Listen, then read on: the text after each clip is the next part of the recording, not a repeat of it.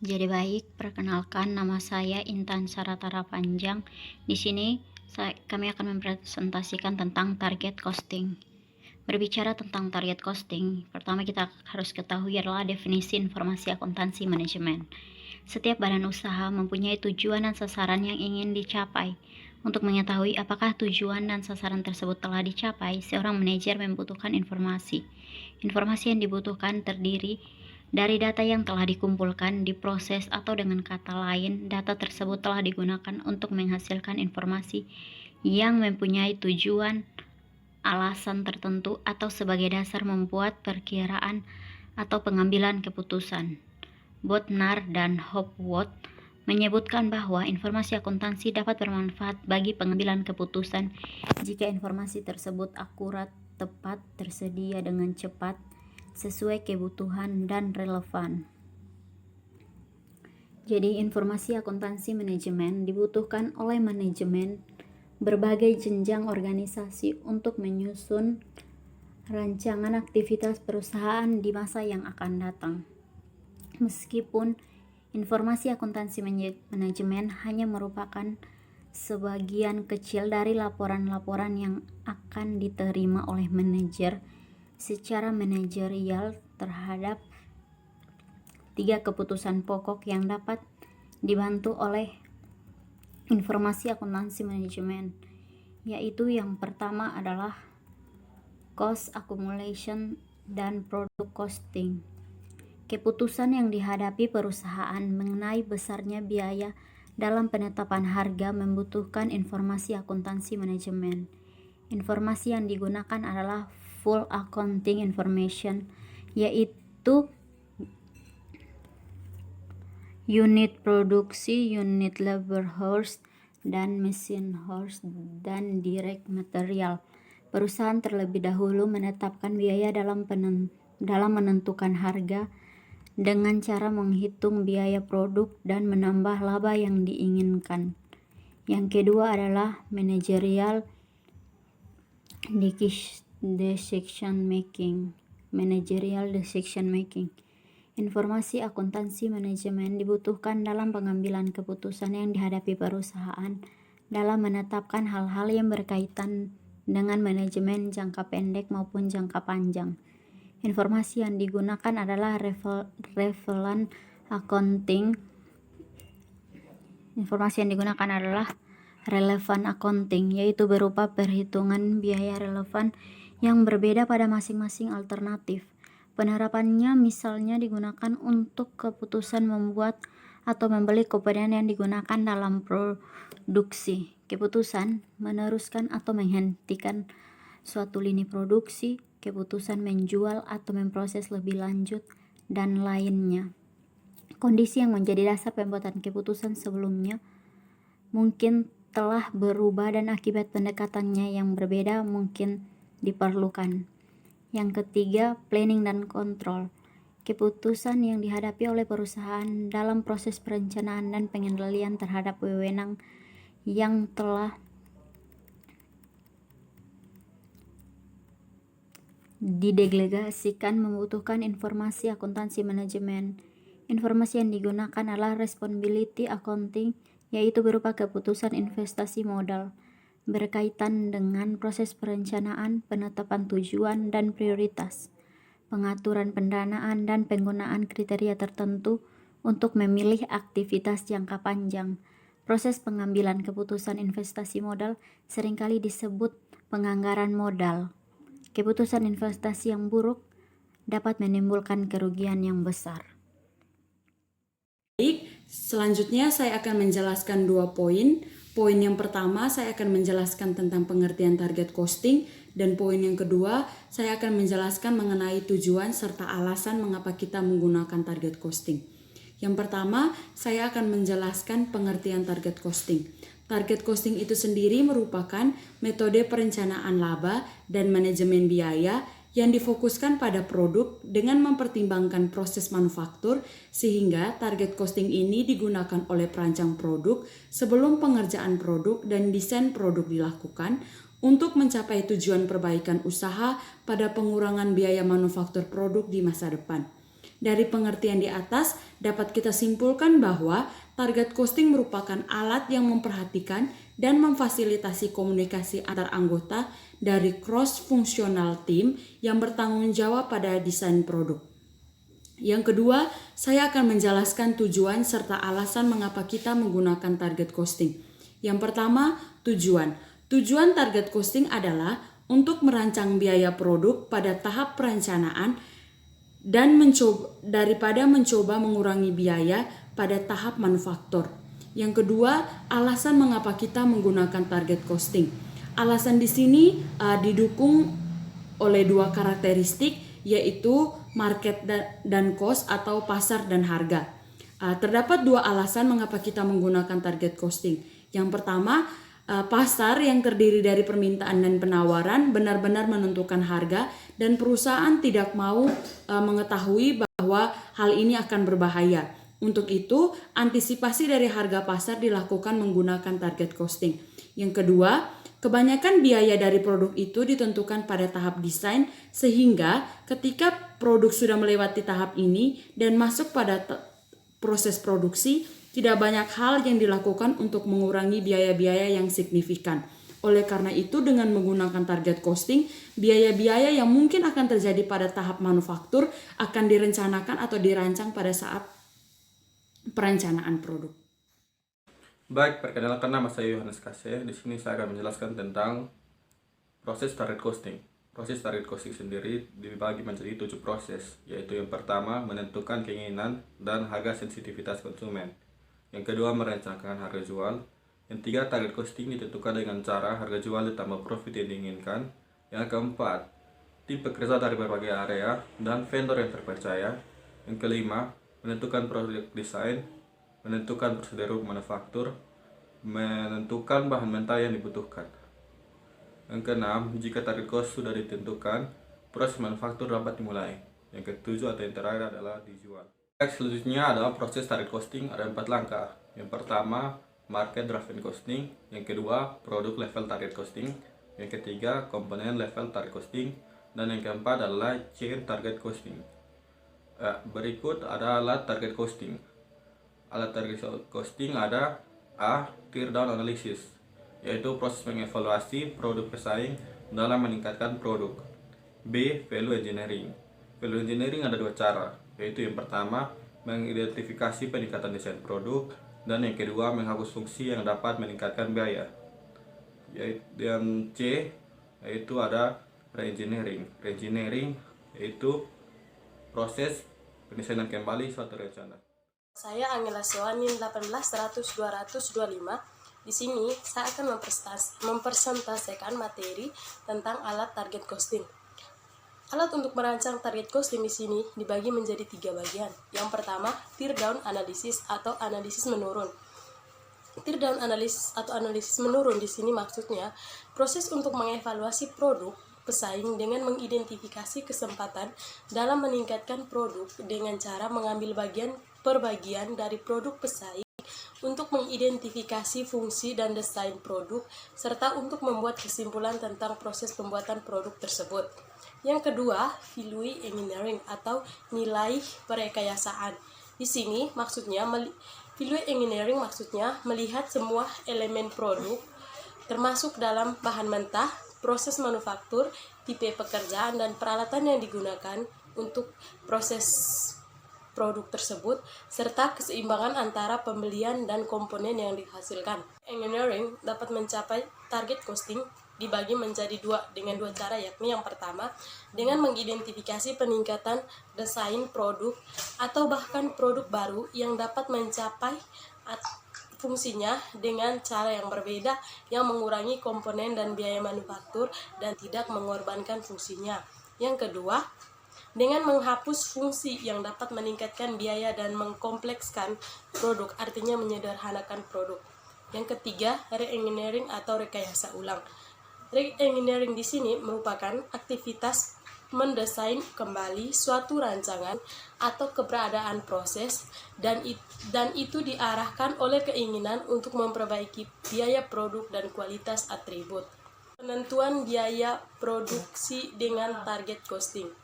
Penentuan biaya produksi dengan target costing dapat dirumuskan sebagai berikut.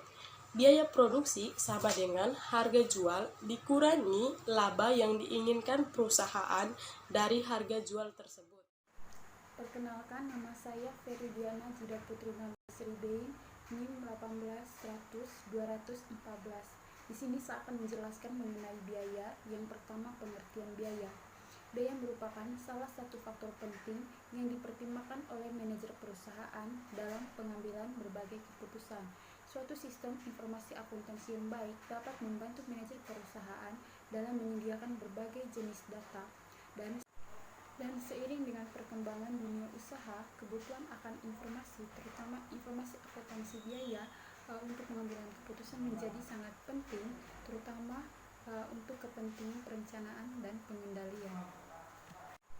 Ada 4 unsur pokok dari definisi biaya. Yang pertama, biaya merupakan pengorbanan ekonomis. Yang kedua, biaya dapat diukur dalam satuan uang. Yang ketiga, yang telah terjadi atau secara potensial akan terjadi. Yang keempat, pengorbanan tersebut untuk tujuan tertentu. Dari keempat unsur pokok definisi tersebut dapat disimpulkan bahwa biaya merupakan pengorbanan sumber-sumber ekonomis yang dapat diukur dengan satuan uang atau unit moneter berupa penurunan aset atau penambahan hutang baik di masa sekarang maupun di masa yang akan datang untuk mencapai suatu tujuan dari perusahaan, yakni untuk memperoleh, memproduksi atau mengolah barang dan jasa. Kemudian, biaya yang sudah menghasilkan manfaat ekonomi di masa yang akan datang disebut dengan beban. Berikutnya saya akan menjelaskan mengenai penggolongan biaya. Penggolongan biaya didefinisikan sebagai suatu proses pengelompokan elemen biaya ke dalam golongan-golongan tertentu yang lebih ringkas. Tujuan dari penggolongan ini adalah untuk memberikan informasi yang lebih jelas dan berarti. Penggolongan biaya sesuai dengan tendensi perubahannya terhadap aktivitas atau kegiatan atau volume menurut Supriyono adalah yang pertama, biaya tetap. Biaya tetap adalah biaya yang jumlahnya tetap konstan dan tidak dipengaruhi oleh perubahan volume atau kegiatan usahanya sampai pada tingkat tertentu. Pada biaya tetap, biaya satuan akan berubah berbanding terbalik dengan perubahan volume kegiatan. Semakin tinggi volume kegiatan, maka semakin rendah biaya satuannya. Sebaliknya, semakin rendah volume kegiatan, maka semakin tinggi biaya satuannya. Contoh dari biaya tetap ini adalah yang pertama, biaya tenaga kerja langsung, biaya perawatan, depresiasi mesin, dan lain-lain. Berikutnya adalah biaya variabel. Biaya variabel memiliki karakteristik sebagai biaya yang jumlah totalnya akan berubah secara sebanding dengan perubahan volume kegiatan atau aktivitas. Semakin besar volume kegiatannya, maka semakin tinggi jumlah total biaya variabel, begitupun sebaliknya. Kemudian pada biaya variabel, biaya satuan tidak dipengaruhi oleh perubahan volume kegiatan, jadi biaya satuan ini konstan. Kemudian biasanya biaya variabel mudah dalam pembebanannya dan dapat dikendalikan oleh manajer tingkat bawah. Contoh dari biaya variabel adalah biaya bahan baku, indirect material, dan lain-lain. Terima kasih. Baik, terima kasih atas kesempatan yang diberikan kepada saya. Saya Maria Herlin Cemali. Di sini saya akan menjelaskan tentang biaya semi variabel dan sistem harga pokok standar. Biaya semi variabel atau biaya gabungan adalah biaya yang mempunyai unsur tetap dan variabel. Biaya semi variabel memiliki beberapa karakteristik, antara lain yang pertama, biaya yang jumlah totalnya akan berubah sebanding dengan perubahan volume kegiatan atau aktivitas. Jadi, semakin tinggi volume kegiatan, maka semakin besar jumlah biaya totalnya, dan semakin rendah volume kegiatan, maka semakin kecil jumlah biaya totalnya. Karakteristik yang kedua adalah biaya satuannya akan berubah berbanding terbalik dengan perubahan volume kegiatan atau aktivitas. Jadi semakin tinggi volume kegiatan, maka semakin rendah biaya satuannya, dan semakin rendah volume kegiatan maka semakin tinggi biaya satuannya. Yang berikut sistem harga pokok standar. Sistem harga pokok standar adalah salah satu sistem harga pokok yang ditentukan di muka untuk mengolah produk atau jasa tertentu dengan cara menentukan besarnya biaya standar dari biaya bahan baku, biaya tenaga kerja langsung, dan biaya overhead pabrik untuk mengolah satuan produk atau jasa tertentu. Sistem harga pokok standar ini memiliki beberapa manfaat, namun di sini saya akan menjelaskan 5 manfaat. Manfaat harga pokok standar tersebut antara lain yang pertama, perencanaan. Penetapan harga pokok standar yang didasarkan atas investigasi, studi, dan juga penelitian dapat dipakai sebagai dasar yang kuat untuk menyusun rencana kegiatan perusahaan dengan efisien, ekonomis, dan teliti. Manfaat yang kedua yaitu koordinasi. Penetapan dan pemakaian harga pokok standar akan membiasakan adanya koordinasi antara bagian di dalam organisasi perusahaan yang berhubungan dengan standar tersebut. Manfaat yang ketiga adalah pengambilan keputusan. Pemakaian harga pokok standar menentukan harga pokok yang seharusnya terjadi sebelum produk atau jasa diolah. Informasi harga pokok standar ini sangat bermanfaat bagi manajemen sebagai dasar pengambilan keputusan, misalnya keputusan untuk menentukan harga jual produk. Manfaat yang keempat adalah pengendalian biaya. Harga pokok standar mencerminkan biaya yang seharusnya terjadi yang ditetapkan untuk setiap elemen biaya pada setiap departemen di mana produk diolah. Pada setiap periode akuntansi, biaya sesungguhnya dibandingkan dengan biaya standar sehingga dapat dilakukan pengendalian biaya dan penilaian prestasi dengan jalan menentukan efisien setiap elemen biaya pada setiap departemen di mana produk diolah. Penentuan besarnya selisih biaya yang timbul akan menunjukkan elemen biaya apa pada departemen mana dan tanggung jawab siapa selisih biaya tersebut. Dalam hal ini, pengendalian adalah kegiatan untuk melakukan investigasi terhadap selisih biaya yang terjadi. Manfaat yang kelima adalah memungkinkan diterapkannya prinsip pengecualian. Pada pabrik yang besar memiliki karyawan yang relatif banyak dan juga kegiatan yang berbagai macam. Hal ini mengakibatkan pengawas tidak dapat menilai efisiensi dan produktivitas setiap individu. Untuk mengatasi masalah tersebut, manajemen harus menggunakan prinsip pengecualian, yaitu menitikkan perhatiannya kepada hal-hal yang menyimpang dibanding dengan standar yang sudah ditetapkan. Baik, sekian penjelasan saya. Baik, saya Hana Felicia Sowo. Saya akan melanjutkan materi tentang manfaat sistem harga pokok pasar yang ke-6, yaitu tentang penentuan intensif kepada personal. Standar yang baik adalah standar yang masuk akal dan memungkinkan untuk dapat dicapai oleh para pelaksanaan. Apabila standar dikaitkan dengan pemberian intensif kepada karyawan yang dapat berprestasi baik dibandingkan standar, maka karyawan akan memperoleh motivasi untuk berprestasi. Bentuk intensif karyawan misalnya berupa bonus dalam bentuk uang, hadiah, waktu libur, promosi, dan sebagainya. Yang ketujuh, menekan atau mengurangi biaya administrasi. Pemakaian harga pokok standar dapat menekan dan mengurangi waktu, tenaga, dan biaya administrasi misalnya dalam hal sebagai berikut. Yang pertama, persediaan dinyatakan berdasar harga pokok standar. Kartu persediaan cukup diselenggarakan dalam kuantitas saja. Yang kedua, pada produksi massa, dokumen dasar berupa bon permintaan atau daftar pemakaian bahan dapat ditiadakan. Yang ketiga, proses penentuan harga pokok produk selesai, produk dijual, dan produk dalam proses dapat lebih mudah dan cepat karena tinggal mengalihkan kualitas produk atau produk ekuivalen dengan harga pokok standar. Yang keempat, waktu penyusunan laporan biaya kepada manajemen dapat dihemat.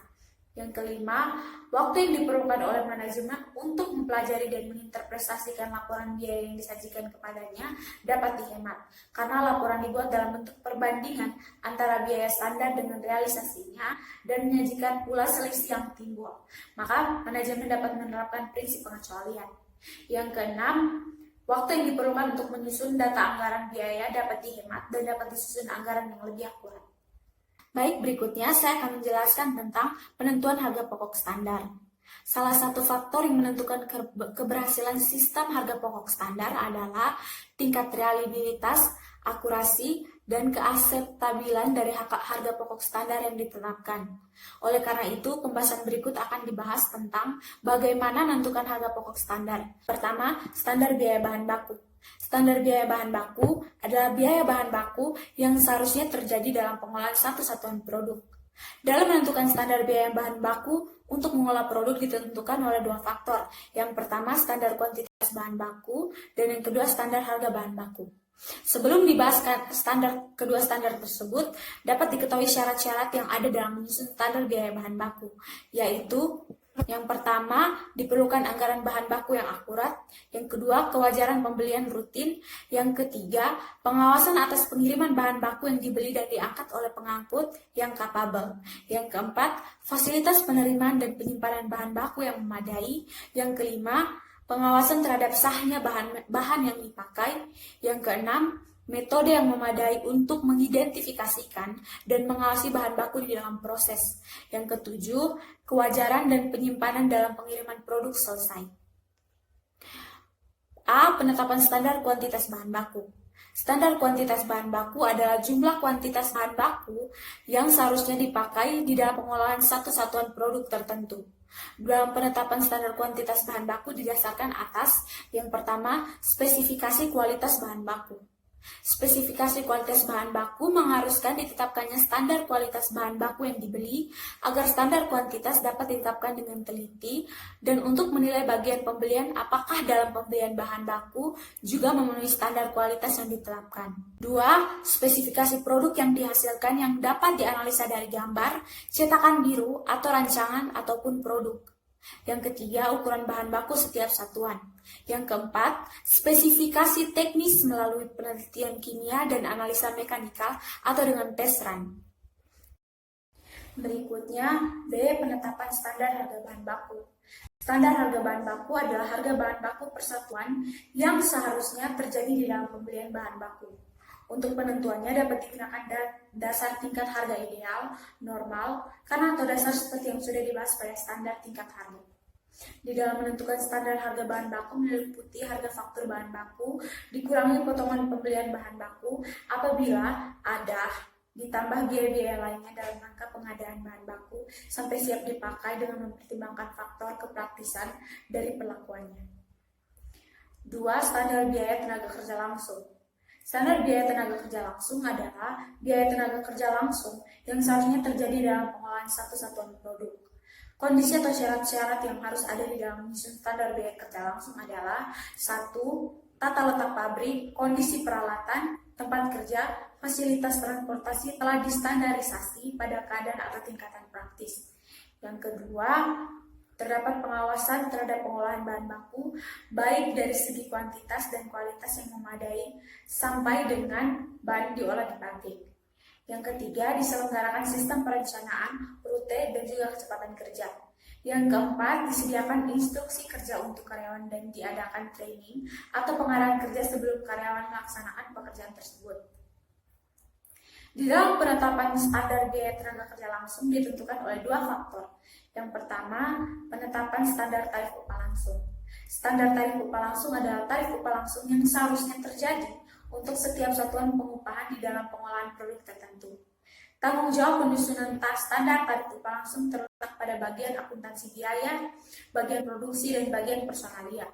Di dalam penentuan besarnya standar tarif upah langsung dapat didasarkan atas yang pertama, sistem penggajian yang dilaksanakan oleh perusahaan, misalnya harian, per jam, maupun per potong.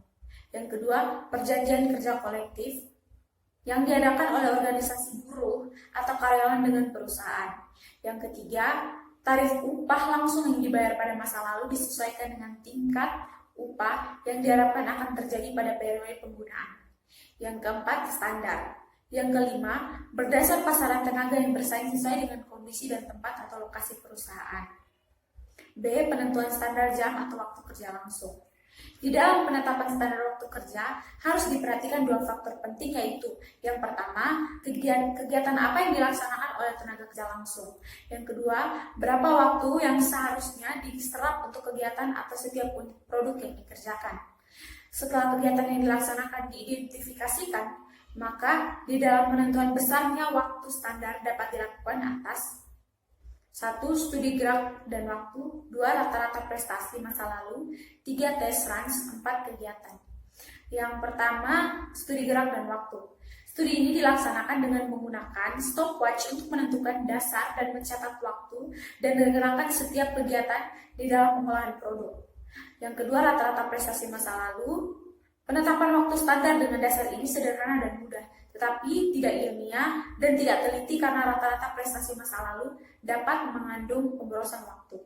Yang ketiga, tes runs.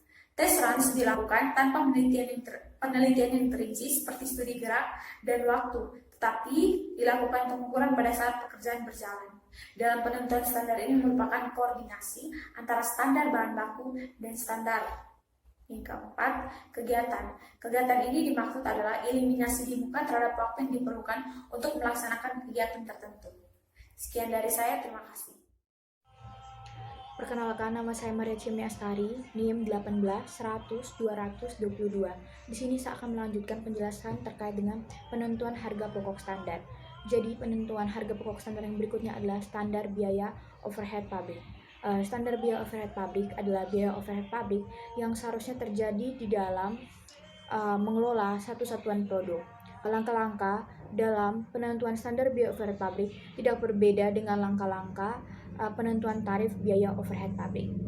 Di dalam pabrik yang menggunakan tarif tunggal, standar biaya overhead pabrik ini ditentukan dengan langkah-langkah sebagai berikut.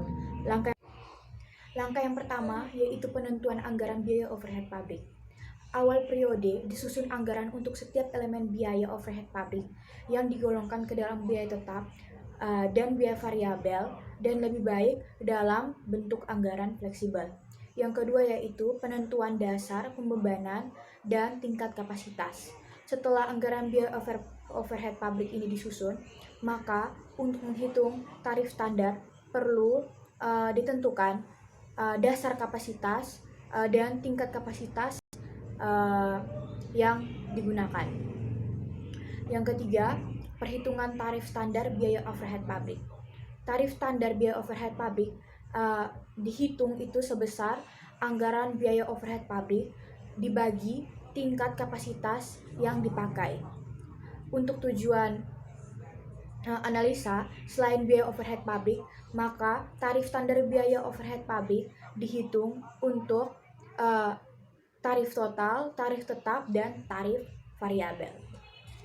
Baik, selanjutnya saya akan menjelaskan faktor-faktor yang harus dipertimbangkan dalam penentuan tarif biaya overhead pabrik.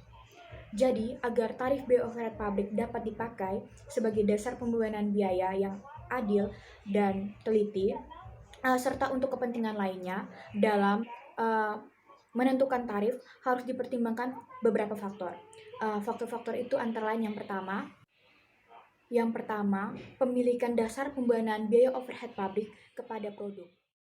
Yang kedua, tingkat aktivitas atau kegiatan yang dipakai untuk menentukan tarif biaya overhead pabrik. Dan yang ketiga, diikutsertakan atau tidaknya elemen biaya overhead pabrik tetap dalam perhitungan tarif.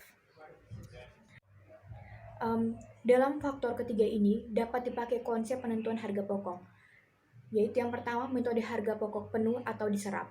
Pada metode ini, semua elemen biaya produksi, baik elemen biaya tetap maupun elemen biaya variabel, diperhitungkan di dalam harga pokok produk. Yang kedua yaitu metode harga pokok variabel. Pada metode ini, yang dimasukkan ke dalam harga pokok produk hanyalah elemen biaya produksi yang bersifat variabel. Untuk dapat membebankan harga pokok produk dengan tepat, perlu dibahas elemen biaya apa saja yang termasuk harga pokok produk dalam konsep penentuan harga pokok variabel, yaitu yang pertama, biaya bahan baku. Secara umum, biaya bahan baku itu diperlukan sebagai elemen biaya variabel, sehingga dalam konsep penentuan harga pokok variabel biaya, bahan baku merupakan elemen biaya produksi. Yang kedua, biaya tenaga kerja langsung. Seperti halnya biaya bahan baku, umumnya biaya tenaga kerja langsung diperlukan sebagai elemen biaya variabel. Sehingga dalam konsep pemenuhan harga pokok variabel, biaya tenaga kerja langsung adalah elemen biaya produksi. Yang ketiga, biaya overhead pabrik.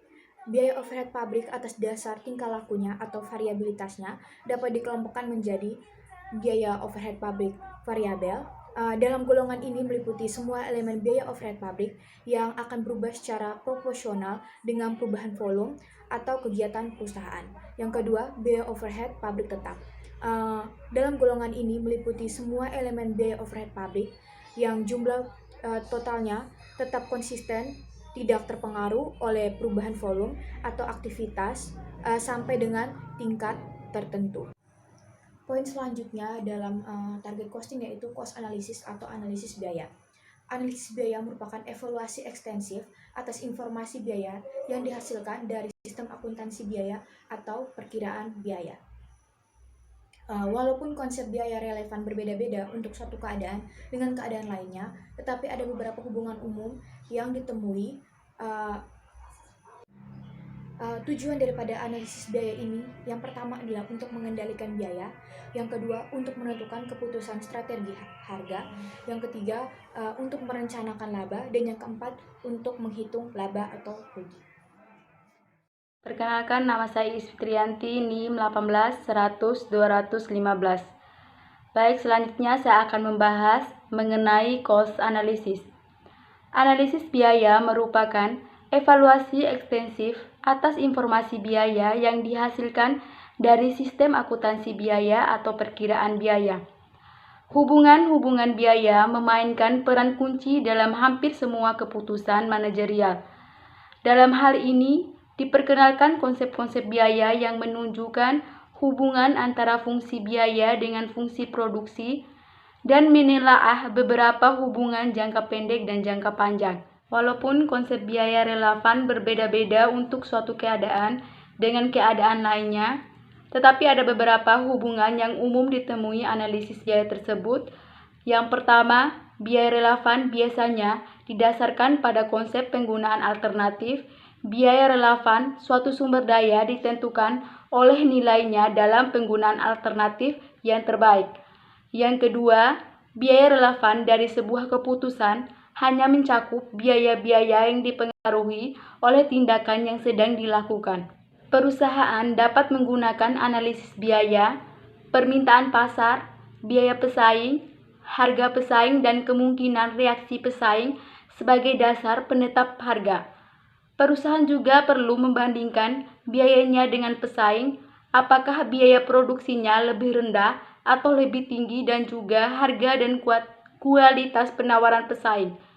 Dengan mengetahui harga biaya dan kualitas pesaing, perusahaan dapat menggunakan titik orientasi untuk menetapkan harga. Dengan mengetahui harga, biaya, dan kualitas pesaing, perusahaan dapat menggunakan titik orientasi untuk menetapkan harga. Adapun tujuan analisis biaya, terdapat 4 tujuan analisis biaya. Yang pertama, untuk mengendalikan biaya, dan yang kedua, untuk menentukan keputusan strategi harga, yang ketiga, untuk merencanakan laba, dan yang keempat, untuk menghitung laba atau rugi. Oke, baik, perkenalkan, nama saya Clarita Prasa. Saya akan melanjutkan materi selanjutnya tentang pricing decision. Dalam pricing decision ada 5 metode yang digunakan sebagai rancangan dan variasi dalam penetapan harga. Yang pertama, harga didasarkan pada biaya total ditambah laba yang diinginkan. Metode penetapan harga ini adalah metode yang paling sederhana, di mana penjual dan produsen menetapkan harga jual untuk satu barang yang sama dengan biaya per unit ditambah dengan suatu jumlah laba yang diinginkan. Sehingga dalam penetapan harga ini kita memperoleh formulanya sebagai berikut. Biaya total tambah laba sama dengan harga jual. Yang kedua, harga yang didasarkan pada keseimbangan antara permintaan dan suplai. Metode penetapan harga ini adalah metode yang menentukan harga terbaik demi tercapainya laba yang optimal sesuai dengan keseimbangan antara biaya dengan permintaan pasar. Yang ketiga adalah penetapan yang ditetapkan atas dasar kekuatan pasar. Penetapan harga yang ditetapkan atas dasar kekuatan pasar ini adalah suatu metode penetapan harga yang berorientasi pada kekuatan pasar, di mana akan menentukan harga jualnya setelah menambah harga belinya sejumlah markup atau kelebihan harga di atas harga belinya. Jadi untuk penetapan harga ini kita memperoleh rumusnya sebagai berikut. Harga beli tambah markup sama dengan harga jual. Metode yang keempat adalah harga yang didasarkan pada keseimbangan antara supply dan permintaan. Metode ini paling cocok bagi perusahaan yang bertujuan untuk menetapkan harga-harganya semaksimal mungkin. Analisa permintaan supply yang dipakai sebagai dasar penetapan harga yang dasar dan digunakan dalam kalangan bisnis. Yang kelima atau metode yang terakhir itu adalah penetapan harga yang didasarkan pada kekuatan pasar. Penetapan harga ini merupakan suatu metode harga yang berorientasi pada kekuatan pasar, di mana harga itu ditetapkan sama dengan harga jual posting, di atas harga persaingan atau di bawah harga pesaing. Dalam metode ini ada beberapa penetapan. Yang pertama, penetapan harga sama dengan harga saingan. Yang kedua, penetapan harga di bawah saingan. Yang ketiga, penetapan harga di atas saingan. Yang terakhir, saya akan menjelaskan atau mencontohkan sebuah kasus. Di sini kami mengambil sebuah contoh, Silverado Parts memproduksi berbagai produk elektronik yang siklus hidupnya haruslah cepat. Pengembangan dan probabilitasnya dengan singkat. Produk kemampuan menemukan berbagai desain yang membuat biaya produksi secara biaya logistik rendah.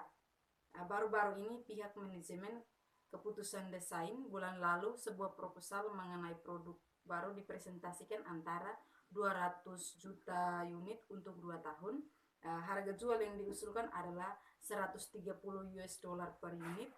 Biaya produksi dan logistik diperkirakan mencapai 120 US dollar, pengembangan pemilik pengembalian per unit sebesar 15 dolar. Di sini yang pertama kita diminta untuk menghitung biaya target. Jawaban sangat terkait unit, biaya per saham sebesar 100.000 US dollar. Si Frevaldo mengingin pengembaliannya per unit sebesar 15.000 per unit. Di sini yang pertama kita mencari biaya target. Biaya target itu sama dengan harga target kita kurang dengan laba target. Jadi harga target tadi 130.000 US dollar dan kita kurangi dengan laba target 15 US dollar, jadi 130 kurang 15 sama dengan 115 US dollar. Yang berikut kita cari biaya aktualnya sama dengan 120 US dollar kita tambah dengan 100.000 US dollar bahagi lagi dengan 50.000 per unit. Jadi kita dapat 120 US dollar tambah tadi 100.000 bahagi 50.000 itu dapat 2, jadi 120 tambah 2, jadi hasil biaya aktualnya itu sama dengan 122 US dollar. Mungkin itu saja dari saya, sekian dan terima kasih. Penetapan harga di bawah saingan. Yang ketiga, penetapan harga di atas saingan. Yang terakhir saya akan menjelaskan atau mencontohkan sebuah kasus. Di sini kami mengambil sebuah contoh, Silverado Parts memproduksi berbagai produk elektronik yang siklus hidupnya haruslah cepat. Pengembangan dan probabilitasnya dengan singkat. Produk kemampuan menemukan berbagai desain yang membuat biaya produksi secara biaya logistik rendah. Baru-baru ini pihak manajemen keputusan desain bulan lalu sebuah proposal mengenai produk baru dipresentasikan antara 200 juta unit untuk 2 tahun. Harga jual yang diusulkan adalah 130 US dollar per unit. Biaya produksi dan logistik diperkirakan mencapai 120 US dollar, pengembangan pemilik pengembalian per unit sebesar 15 dolar. Di sini yang pertama kita diminta untuk menghitung biaya target. Jawaban sangat terkait unit. Biaya per saham sebesar 100.000 US dollar. Si Frevaldo mengingin pengembaliannya per unit sebesar 15.000 per unit. Di sini yang pertama kita mencari biaya target. Biaya target itu sama dengan harga target kita kurang dengan laba target. Jadi harga target tadi 130.000 US dollar dan kita kurangi dengan laba target 15 US dollar, jadi 130 kurang 15 sama dengan 115 US dollar. Yang berikut kita cari biaya aktual. Aktualnya sama dengan 120 US dollar kita tambah dengan 100.000 US dollar bahagi lagi dengan 50.000 per unit. Jadi kita dapat 120 US dollar tambah tadi 100.000 bahagi 50.000 itu dapat 2, jadi 120 tambah 2, jadi hasil biaya aktualnya itu sama dengan 122 US dollar. Mungkin itu saja dari saya, sekian dan terima kasih.